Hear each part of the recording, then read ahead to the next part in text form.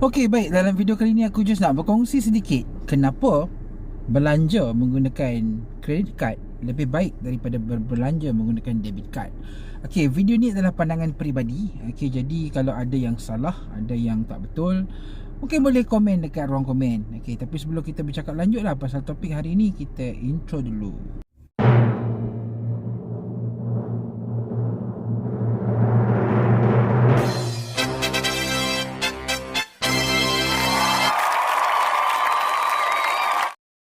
Okey, sebelum kita bercakap lanjut lah pasal credit card ni, kita kena faham credit card ni apa. Credit card ni ialah di mana kita dapatkan satu kad. Kad dia sama sahaja bentuk dia macam kad debit tu, cuma perbezaannya ialah apabila kita menggunakan credit card, bank yang akan bayarkan untuk kita dulu, dan kemudiannya selepas itu kita berhutang dengan bank. Okay, ramai yang anggap kata guna credit card ni macam bermasalah, macam akan kau hutang and so on. Tapi sebenarnya pandangan tu sangat-sangat salah. Aku dah guna credit card dah 5-6 tahun dah, dan aku tak pernah lagi rasa terbeban. Malah aku rasa enjoy lagi guna sebab beberapa manfaat yang aku dapat. Okay, so aku nak kongsilah beberapa manfaat credit card ni. Satu, okay, credit card ni ialah satu kelebihan dia ialah kita boleh gunakan ketika kita perbelanjaan yang kita nak gunakan tu terlalu banyak. Okay, perbelanjaan yang terlalu banyak tapi pada masa yang tak tepat. For example, kecemasan seperti kereta rosak. For example, macam kita perlu beli barang-barang yang emergency tetapi dalam masa yang sama duit dalam akaun kita dah sesak. Okay, so kita boleh guna kad kredit ni. Okay, aku pernah jadi juga pada satu masa kereta aku dalam perjalanan pergi ke Johor, kereta aku rosak. Okay, kereta aku rosak, aku pergi ke service center. Service center katakan kos untuk baiki kereta tersebut ialah dalam lingkungan RM1,000. Okey, aku tahu mana nak cekau RM1,000 tu, tapi masalahnya sekarang ni duit RM1,000 tu tak ada lagi. Okey, jadi mau tak mau, okey, boleh guna credit card dulu dan tunggu sampai satu masa nanti kita boleh bayar balik. Okey, so itu ialah kelebihan credit card lah, sebab credit card ni dia adalah satu fungsi dia macam tu untuk membantu kita di keadaan yang kecemasan, dan juga kadang-kadang kala boleh macam membantu kita jika pembelanjaan itu terlalu besar. Kedua, kad kredit ni yang paling penting, satu, dia boleh buat kita punya perbelanjaan tu lagi makin best lah. Sebab apa? Dengan perbelanjaan credit card kita akan dapat point. So point ni antara kelebihan dia ialah kita boleh tebus dengan pelbagai barang. Kalau aku pakai kad Maybank punya credit card, Maybank Ikhwan. So aku akan dapat kelebihan-kelebihannya lah, seperti point. Okay, satu point ni aku dah 3 kali sebanyak aku guna credit card ni, aku dah tebus 3 barang. Satu, tak silap aku, portable aircon. Kedua ialah blender elektrik tu untuk orang buat kek tu. Lepas tu satu lagi ialah mesin buah.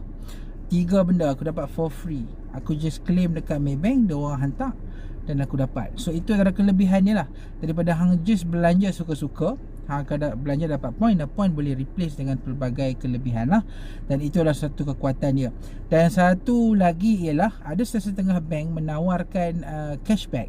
So cashback ni macam kad aku ni ditawarkan cashback jika membeli barang-barang keperluan harian dan juga minyak kereta dan juga motor pada hari Jumaat dan Sabtu.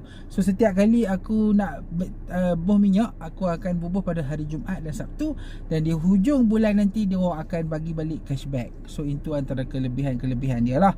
Tetapi macam aku cakap, kad kredit ni ada satu sahaja kelemahan dia, iaitu pengurusan. Kalau hampa tak pandai mengurus, maka kad kredit bukan untuk hampa. Sebab bila hang dapat kad kredit, satu benda yang hang perlu fikir ialah pengurusan. Okey, kalau hang just beli kad kredit, hang dapatkan kad kredit, kemudiannya just nak swipe, lepas tu hujung bulan bayar, I think that hampa dah letakkan diri hampa dalam lembah kebinasaan.